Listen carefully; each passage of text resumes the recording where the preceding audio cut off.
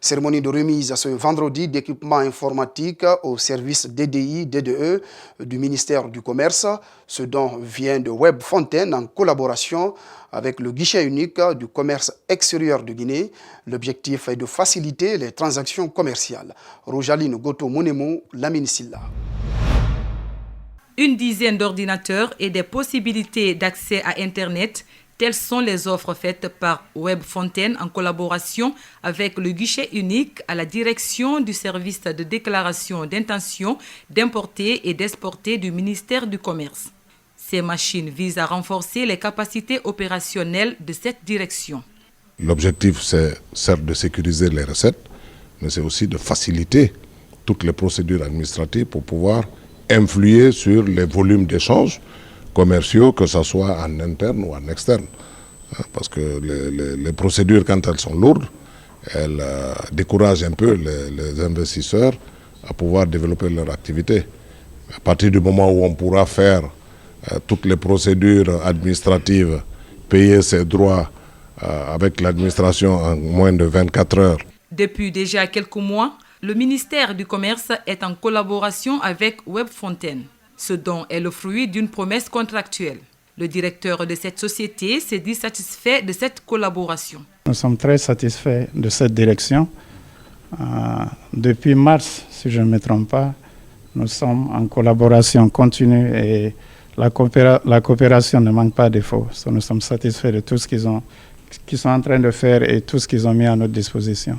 Cette société ne compte pas s'arrêter à ce seul geste. Il prévoit doter d'outils informatiques à d'autres structures ministérielles intervenant dans le commerce extérieur.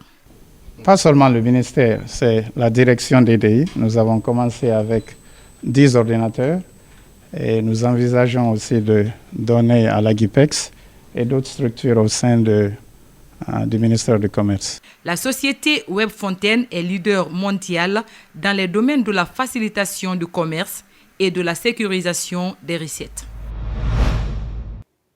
Le symposium interafricain des professionnels en secrétariat et assistants de direction s'est tenu du 14 au 18 octobre à Conakry. Des thèmes d'actualité, des échanges fructueux pour un métier en pleine mutation. Mamadou Sadio Baldé et Amar Alex Silla nous signent le compte-rendu de cette rencontre. Elles sont venues du Cameroun, du Congo, de la Côte d'Ivoire, du Burkina Faso, du Mali, du Sénégal, du Togo, du Ghana, du Nigeria et de la Guinée. Des thèmes d'actualité ont été développés au cours des échanges.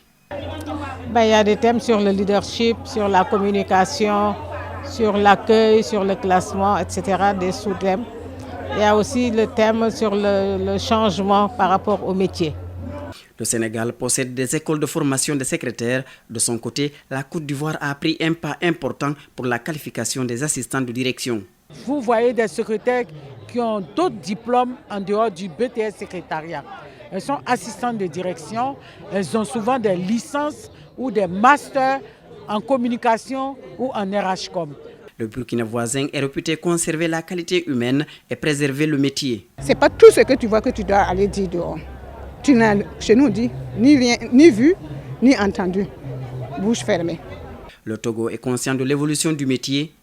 Au-delà des méthodes classiques, une secrétaire doit avoir des aptitudes d'anticipation. Le secrétaire des temps modernes ne doit pas être un secrétaire qui est là seulement juste pour exécuter ce qu'on lui dit, mais doit avoir de l'initiative, doit être proactif pour être vraiment efficace aux côtés du manager.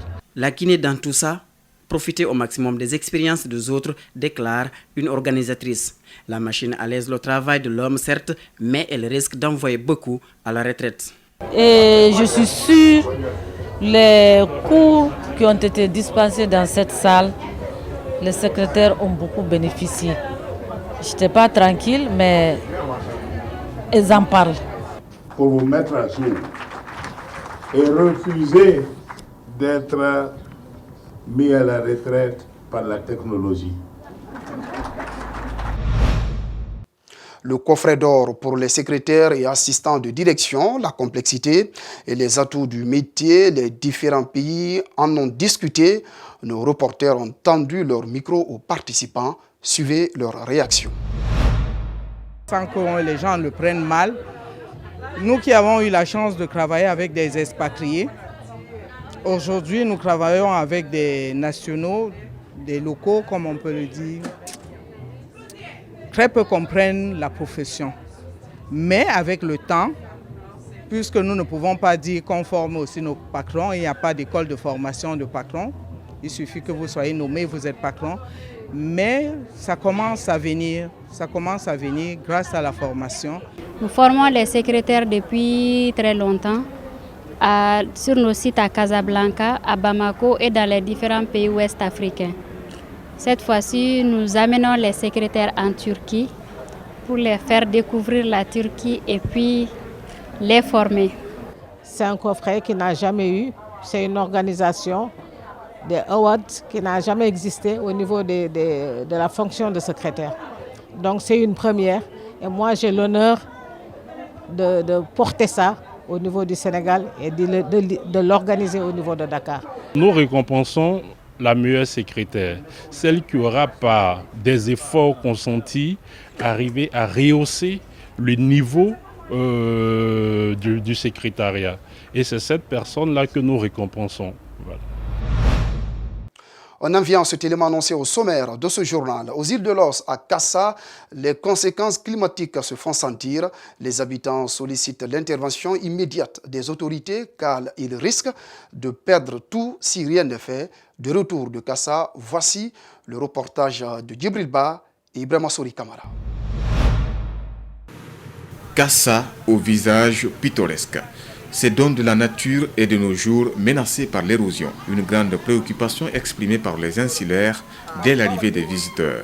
L'environnement doit tout faire pour bien faire du travail afin que les îles de Los soient complètement suivies dans la plantation des arbres, que ce soit forestier ou bien alimentaire.